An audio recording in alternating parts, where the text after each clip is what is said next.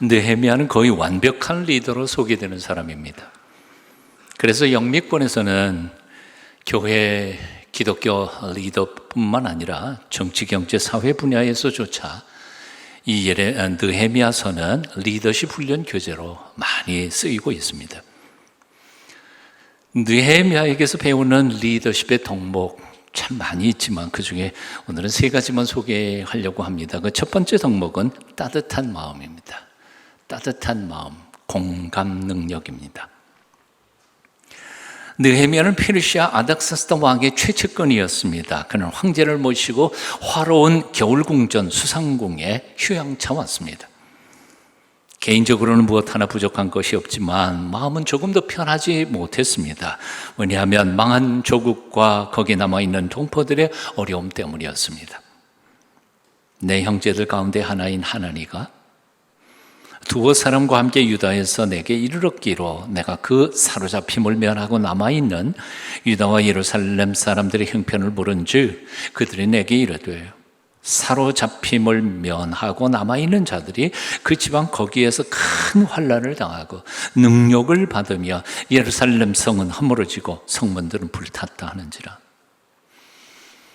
형편이 어려운 줄은 알고 있었습니다. 하지만 이토록 심각할 줄은 생각을 못했었습니다.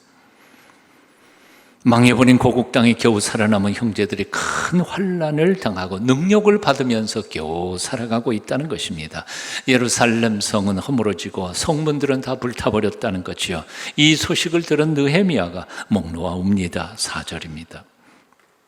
내가 이 말을 듣고 앉아서 울고 수일 동안 슬퍼하며 하늘의 하나님 앞에 금식하며 기도하여 어린애도 아니고 황제를 모시는 꽤 높은 신분의 고위 관리가 체면불구하고 땅에 퍼져 앉아 옵니다.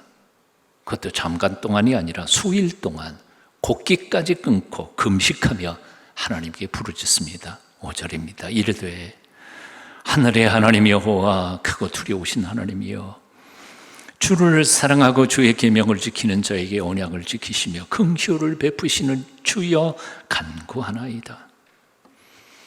자신은 지금 황제의 겨울 궁전에서 잘 먹고 잘 살고 있었습니다. 하지만 힘들고 어려운 고국 땅의 동포들을 생각하니 밥이 넘어가지를 않았던 것입니다. 약자들을 향한 따뜻한 마음, 느헤미야. 아픈 자와 함께 아파하고 슬픈 자와 함께 슬퍼하는 공감, sympathy, 함께 감정을 느낀다는 뜻이지. 내가 배부를 때 배고픈 자를 생각하고 내가 등 따실 때 추운 이들을 기억하는 것, sympathy, 공감입니다. 리더가 품어야 할 가장 중요한 덕목 중에 하나입니다. 이 점에서 느헤미야는 가슴이 따뜻한 리더였던 것이죠. 맹자는 4단 측정론을 얘기했습니다. 그 중에 4단론이 바로 인의 예지인데 그 중에 제일 먼저 나오는 게 인이죠. 인을 이렇게 설명합니다. 측은지심은 인지 다녀라. 측은히 여기는 마음이 인의 첫걸음이다. 이 얘기를 하면서 그는 예를 들죠. 맹자는 깊은 우물가 옆에서 갓난아이가 놀고 있습니다. 굉장히 위험합니다. 삐끗하면 그냥 그 깊은 물속에 빠져서 죽을 수도 있는데 그걸 바라보는 어떤 어른이 내 자식 아니라고 그거 가서 붙잡아내지 않을 사람이 누가 있겠냐. 인간의 마음속에 있는 이 급한 불쌍한 아이를 향한 측은히 여기는 마음, 이게 바로 인의 마음이고 그게 바로 인의 첫걸음이라는 거지요. 어질다는 거 어려운 일이 아니라는 거예요. 어려움을 당한 이들을 불쌍히 여기며 도와주는 것이 바로 어진 마음이라는 것이죠. 맹자는 자신의 정치의 핵심을 인의 정치로 생각했습니다. 양해왕 편에 가보면 양해왕은 당신의 정치 철학의 핵심을 의, 공의, 정의라고 삼는 것에 대해서 맹자는 화를 버럭 냅니다. 왜 하필 의입니까? 인이 아니고요 하고 대듭니다. 맹자는 인이 최고라고 생각했던 거죠.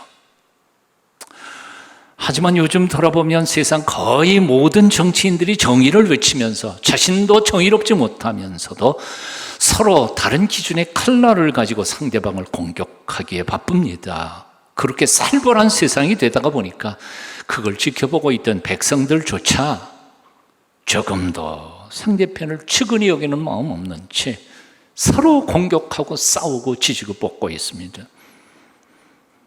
이 세상 어디에도 측은지심을 찾아볼 수가 없습니다. 따뜻한 마음들, 오진 마음들이 식어가고 있습니다. 식은 정도가 아니라 차갑고 싸늘한 싸나운 세상이 되고 말았습니다.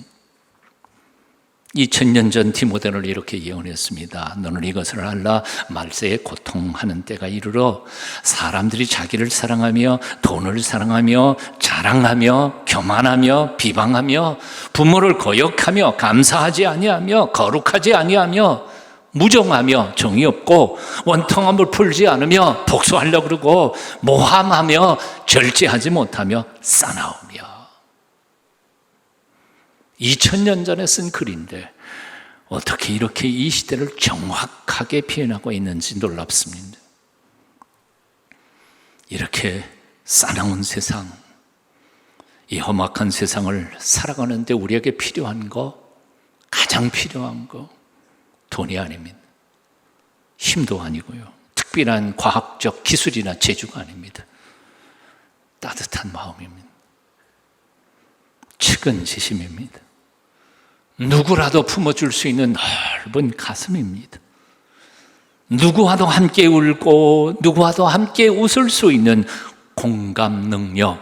이 시대에 미래학자들은 그 얘기 미리 몇 년 오래전서부터 얘기했었습니다. 앞으로 다가오는 세대에는 제일 중요한 것은 공감 능력이라고, 공감할 수 있는 능력이라고. 오늘날 세상에는 너무도 힘들고 아픈 마음들이 마음 아픈 이들이 많습니다. 멀리 볼 것도 없이 우리 교회 안에 성도들의 삶을 돌아만 봐도 그렇습니다. 우리 교구 목사님들이 올리는 기도 제목들만 봐도 별로 많지도 않은 우리 교인들 속에 병든 이도 많고요, 병원에 입원한 이도 많고요, 수술해서 퇴원한 사람도 많고요, 경제적으로 너무 어려워서 하루하루를 겨우 살아가고 있는 교인들도 너무 많고요. 마음 상한 이들이 너무 많아요. 이 시대에 꼭 필요한 사람은 그래서 똑똑한 사람 아니에요. 돈 많은 사람도 아니에요. 힘 있는 사람도 아니에요. 마음이, 가슴이 넓은 따뜻한 사람이 꼭 필요해요. 위로해 줄 수 있는 위로자들이 필요해요.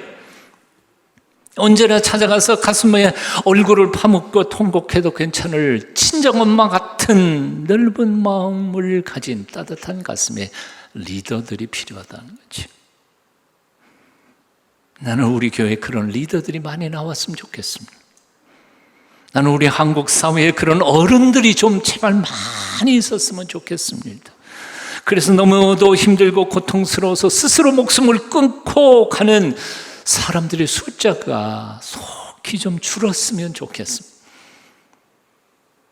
여러분들이 그런 사람이 되시기를 축원합니다. 배운 것 없어도 괜찮습니다. 가진 것 없어도 괜찮습니다. 친정 엄마의 품, 그 품만 있으면 되죠. 그런 친정 엄마 같은 가슴이 따뜻한 리더들이 되시기를 축원합니다. 여러분의 가정이 행복해질 겁니다. 직장도 견딜만 할 겁니다. 하나님께서 여러분과 저를 가슴이 따뜻한 사람으로 만들어 주시기를 기도합니다. 로마서에서 사도 바울은 이렇게 쓰고 있습니다. 즐거워하는 자들과 함께 즐거워하고 우는 자들과 함께 울라. 함께 같이 읽어보실까요? 함께 읽어봐요. 시작. 즐거워하는 자들과 함께 즐거워하고 우는 자들과 함께 울라. 공감 능력, 리더의 가장 중요한 덕목입니다. 두 번째 덕목 소개합니다. 솔선수범입니다. 느헤미야는 백성들을 법으로 이끌지 않았습니다. 화통과 힘으로 통치하지도 않았습니다. 언제나 앞장서서 먼저 자신의 행함을 통하여 백성들의 본이 되었습니다. 바벨론 한 달여 그 여행, 여덕이 채 풀리지도 않은 사흘째 되던 날 밤에 그 땅의 형편을 살피기 위하여 혼자서 아무도 모르게 낯선 그 고국 땅을 이곳저곳 살피면서 돌아다닙니다. 총독입니다. 밑에 부하가 없겠습니까? 믿을 만한 수종들이 없었겠습니까? 하지만 당신 발로 직접 밟고 당신 눈으로 확인하면서 이 땅의 형편이 어떤지를 알아보고 싶었던 거지요. 느헤미야는 백성들에게 기도하라고 말하지 않았습니다. 먼저 그는 계속해서 끊임없이 기도하고 있었습니다.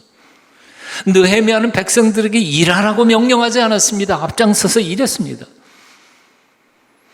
느헤미야는 자기 스태프들, 지도자들에게 구제하라 말하지 않았습니다. 자신이 먼저 총독의 녹을 받지 않고 나누어 주었습니다. 아닥사스다 왕 제20년부터 제32년까지 12년 동안은 나와 내 형제들이 총독의 녹을 먹지 아니하였느니라. 12년 동안 마땅히 받아도 되는 봉급, 사례비 안 받았습니다. 그걸로 백성들을 구제했다는 거죠. 12년 동안. 나보다 먼저 있었던 총독들은 백성에게서 양식과 포도주와 또 은 40세기를 그들에게서 빼앗았고 녹은 물론이고 여기다 더해서 가렴 주고 빼앗았다는 거죠. 또한 그들의 종자들도 백성을 압제하였으나 그 다음 말씀이 귀합니다. 나는 하나님을 경외함으로 이같이 행하지 아니하고 도리어 이 성벽 공사의 힘을 다하여 땅을 사지 아니하였고 땅 투기 안 했다는 겁니다. 지도자로서 내 모든 종자들도 모여서 이 일을 하였으며 참으로 느헤미야는 솔선수범으로 백성들을 섬기는 참된 진정한 리더였습니다. 솔선이라는 말은 남보다 앞장선다는 뜻이고 수범, 모범을 보인다는 뜻입니다. 말 그대로 남보다 앞장서서 모범을 보이는 것이 솔선수범입니다. 자기가 하고 싶지 않은 일을 남에게 떠맡기는 게 아니라 그 일을 자기가 한다는 겁니다. CEO 리더십 연구소장인 김성회 씨는 다음과 같이 적었습니다. 리더는 큰 것을 약속하기에 앞서 작은 것부터 행동으로 증명해 보여야 한다. 하라 해도 조직은 변화되기 힘들다. 하란다고 해요? 안 해요. 봉급 주어서 일 시키는데도 안 해요.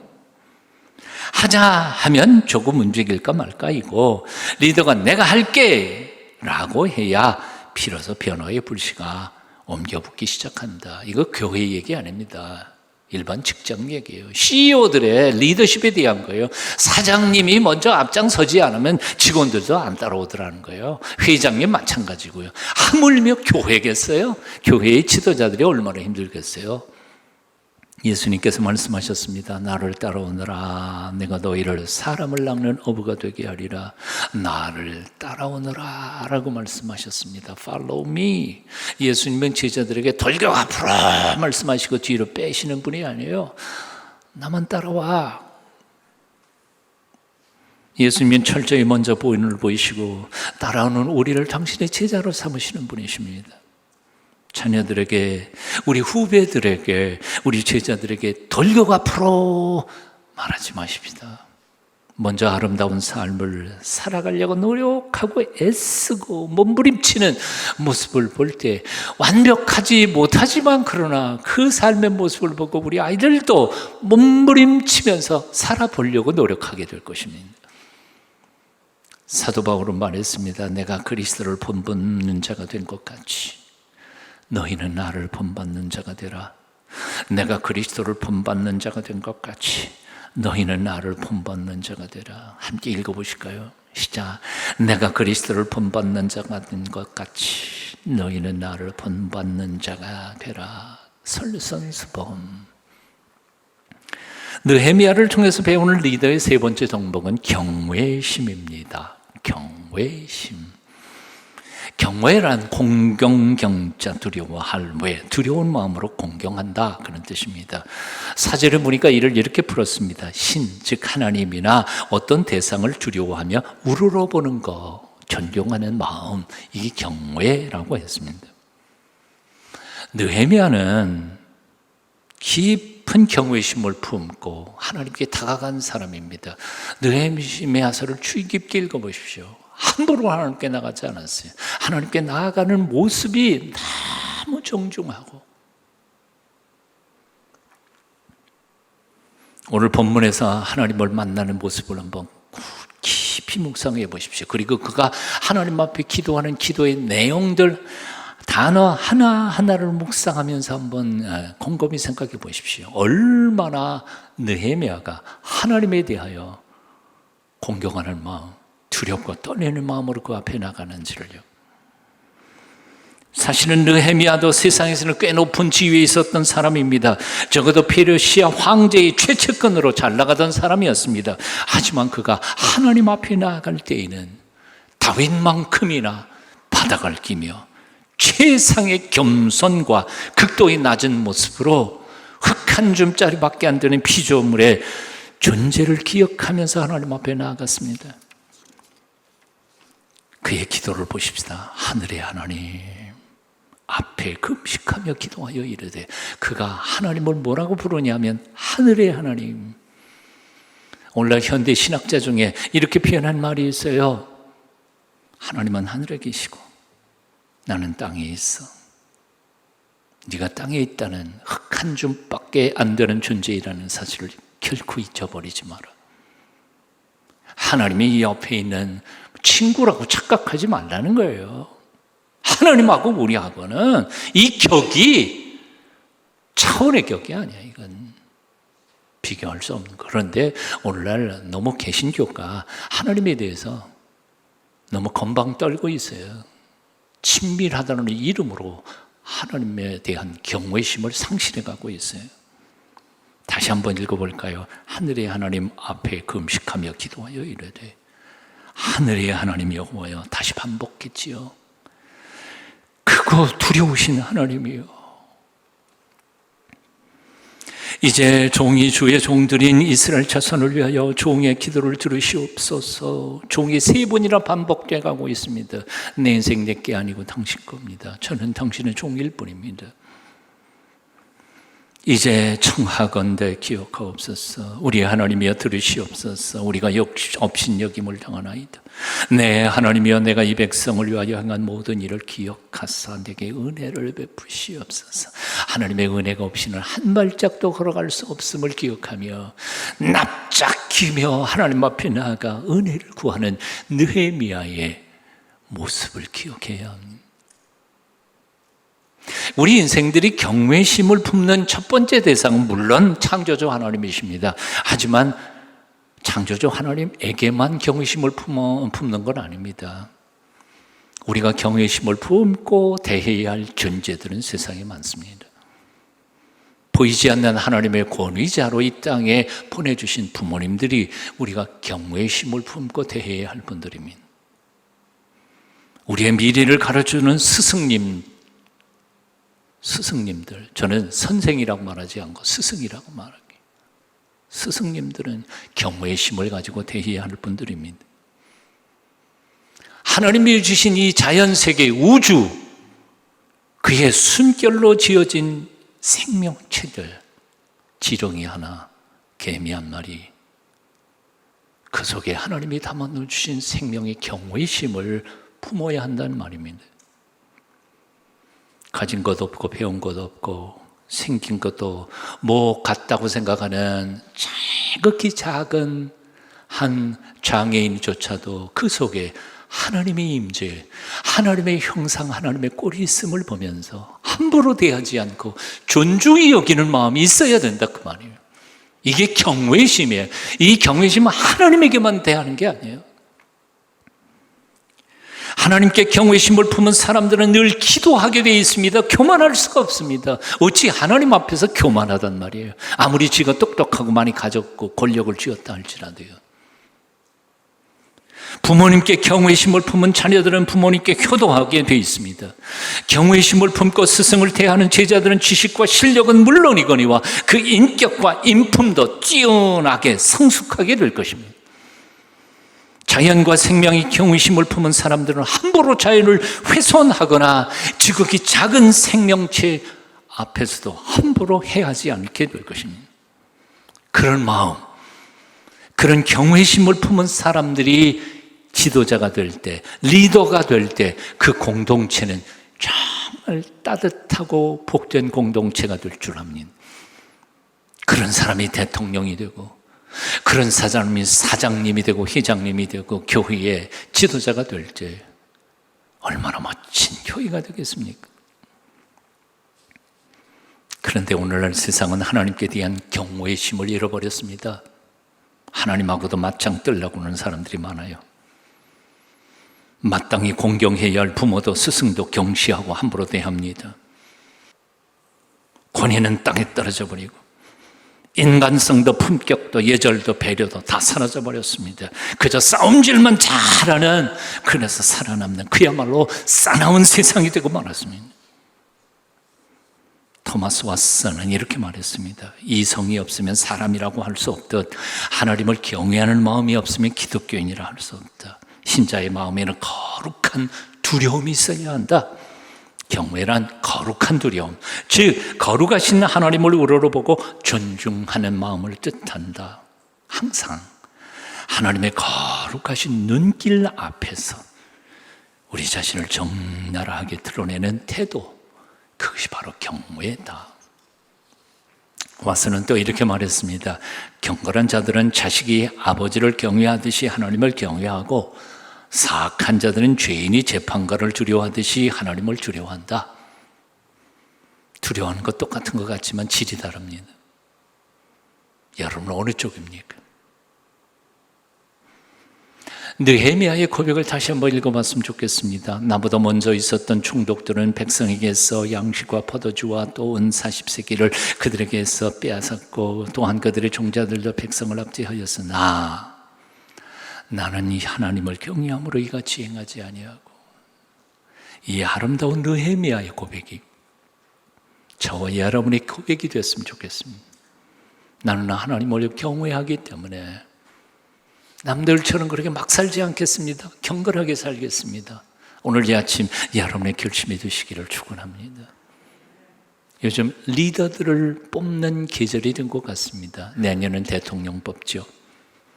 나라가 됐든 교회가 됐든 리더를 뽑을 때 어떤 기준으로 뽑으실래요? 3가지 말씀드렸습니다. 첫째, 가슴이 넓은 사람, 마음이 따뜻한 사람을 뽑으십시오. 둘째, 설선수범하는 사람을 뽑으십시오. 말만 잘하는 사람 말고요.